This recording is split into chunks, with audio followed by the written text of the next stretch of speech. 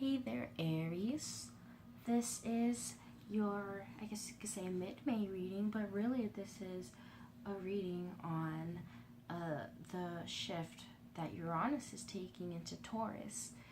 I just felt really called to do a reading on this shift in particular because I know that it's going to be, big for everyone. And as opposed to just doing like a general monthly reading, like I planned to do in the beginning of this month, I didn't end up doing that, and now I feel like maybe I didn't do that because I was able to conserve my energy to do this. Because I kind of feel like this was more important. But anyway, without further ado, we'll get on to the reading. So for this this spread, I'm doing a star reading. What I'm doing is where you currently are at, what it is that you're seeking, desiring, the unconscious as well as the conscious factors, challenges or obstacles, and then the outcome. And then I have a center card that I kind of added in there just for like just the main theme. I also took some notes a little bit on the planetary aspects of all of this as well, just in case there's anything that I may feel that may kind of help for those that follow more of astrology as opposed to tarot. But anyways, let's just jump into it. So really with this reading, I guess I will start with this corner, and then we'll just work our way up to the middle and the center. I feel that the center, honestly, will just get touched on a little bit as we go around the star, because it really is the center key part that kind of ties it all together. So, for you, Aries, where you are currently, we have the Tower. Oh, camera's over here. The Tower and the Eight of Wands. So these two, for me, not even for me, I feel like it's pretty apparent even with the imagery. This is like sudden change. I feel like Aries, you've been probably going through or around the time, but I feel like this is even now. I feel like this applies from when I drew the cards, maybe even up until the 15th when Uranus officially shifts on the day, because it's not like just on this day, things are going to happen. I feel like, everything's kind of building up to this, but either way, you guys are going through some change. And to say change is to put it lightly, especially when you look at the Tower. I mean, this is amazing change. And I mean amazing in, I guess, the truest meaning of the word, because that can be, either way. In the the current perspective, it can seem like devastating the way it is even shown in this picture, or it can even feel like the way I like looking at it upside down at times is that maybe you're even falling out of something that kind of kept you a little bit too grounded, and now you're kind of having to let yourself fall into whatever's coming next. So this definitely feels like not just sudden change, but release. The ending of something, like something's coming to a close. Either there's a cycle being closed, which makes plenty of sense when Uranus is completing a 7-year cycle, or just karmic cycles even coming to a close. Maybe even sudden revelations, especially with this Eight of Wands. Like, this is wand energy, spiritual energy. So maybe coming into a lot of revelations that kind of knocks the crown off, kind of maybe even opens the crown chakra. That's what it kind of makes me think of when I see that lightning bolt hitting it. Like, I don't see this as a bad thing. I feel like it can feel like a bad thing maybe for some of you in the thick of it, but I feel like this is definitely all divinely happening. This is a good thing, I feel. So maybe you come into maybe a revelation that lead you to really wanting to discover what the real truth is. What, what is, or not even the real truth, but your truth, and strengthening your mental fortitude, and with conviction, Ace of Wands with the Ace of Wands. I mean, maybe that was just a slip of the tongue, or maybe not, but Ace of Swords with Seven of Wands. This definitely speaks to me of wanting to move with conviction in your truth. Wanting to wield your truth almost not really as a weapon, because I don't want that to have a negative connotation, but maybe even just wielding it as offense and defense.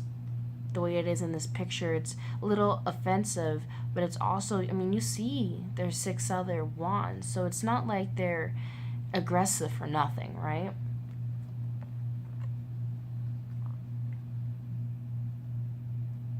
What's got you kind of in this, not got you in this situation, but the factors, the things that are affecting you and kind of getting you into this zone. We have the unconscious. We have Knight of Wands backed and supported by the Hierophant. So here, Knight of Wands can be fiery, passionate, very sure of themselves, but also they can be too sure of themselves. And so with the Hierophant here, I feel like the Hierophant can be very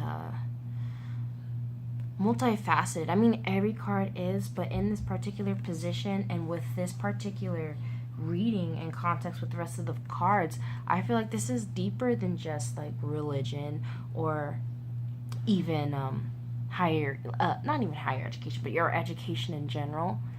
For some of you, it could be something, as, I guess, I don't want to say mundane, but maybe as mundane as feeling super passionate about chasing after furthering your education of, education of any topic. This doesn't even necessarily have to be a scholastic, like in the, in terms of you actually going to a traditional school classroom or anything.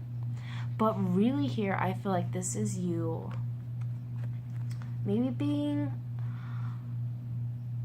fiery and passionate about your beliefs, about, your values, and especially with you, this is, the Uranus and Taurus reading, So with this Hierophant, which for me, it's Taurus for me. I know that the Empress can give Taurus vibes, but this also gives me Taurus vibes because Taurus not only represents possessions to me, but it also represents your values, your beliefs, your mental possessions. Almost. Not even almost. It is. This card, when you look at it, it does speak of your belief systems. You see a Pope like figure here.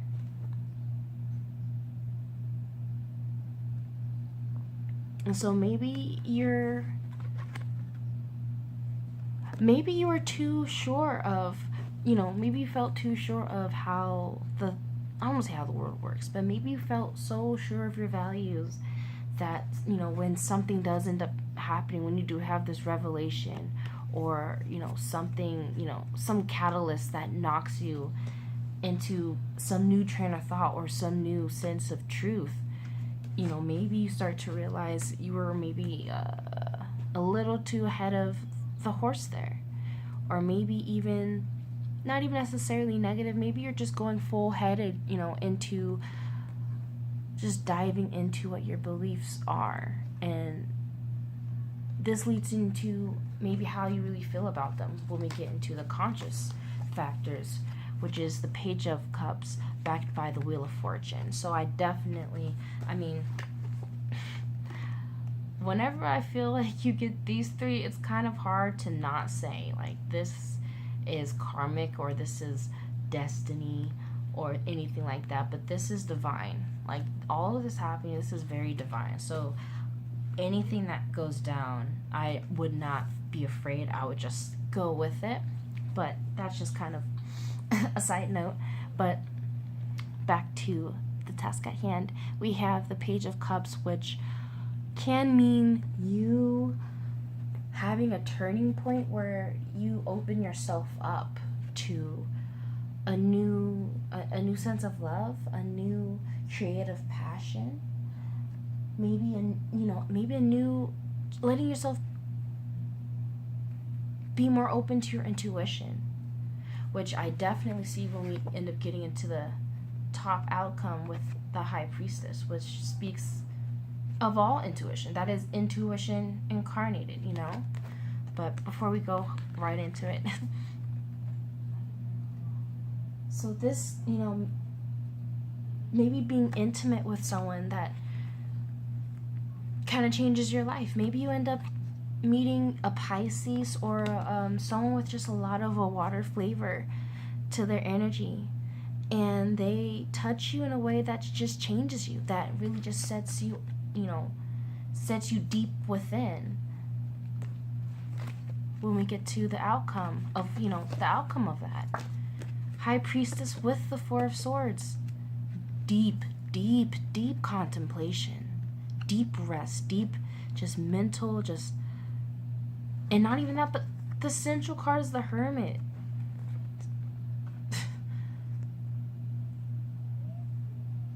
Like, when I pulled this, I was almost just amazed, because I just couldn't believe just how beautiful it just kind of fell out.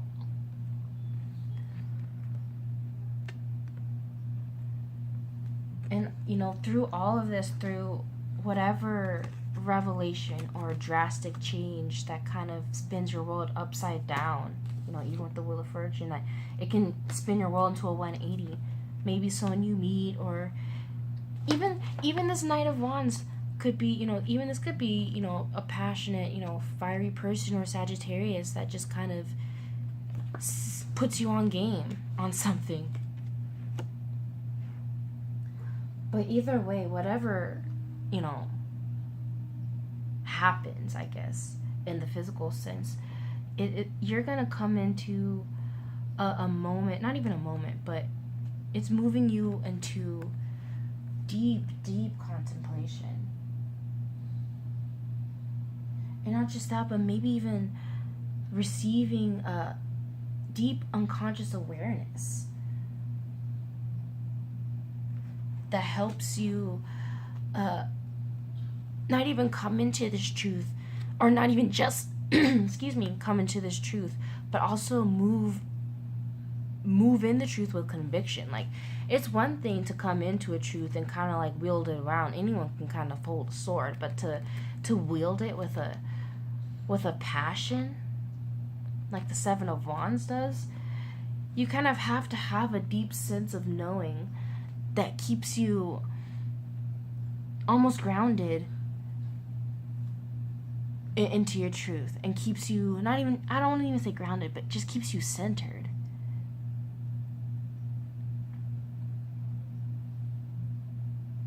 I feel like this is deep rest and contemplation for whatever you're coming into. I mean, even our theme card today is the Hermit, of searching, deep introspection. Maybe this is something you're probably doing alone. I don't want to say, physically you won't have anyone by your side, but like this is a spiritual journey that you can only really do alone. Which I honestly feel like you would only really want to do this alone. This kind of deep. Yeah. Now let me kind of, so you can try and kind of see this in here. But yeah, I mean, if I just want to talk a little bit about the astrology, I guess, just to kind of close this all up. I mean, on the 15th of May, we have so much action going on. We have a new moon in Taurus. We have Uranus moving into Taurus. We have the moon entering Gemini. And we also have Mars entering Aquarius. This is all within the same day. This is intense, to say the very least. This is a lot of air energy as well as, earth energy. I mean, we're seeing the air energy in your reading here with, Ace of Swords, the Four of Swords. Even things like the Hermit and the High Priestess. I mean, these can be watery, but I also feel like these water and air kind of have, a way of playing with things that aren't so tangible.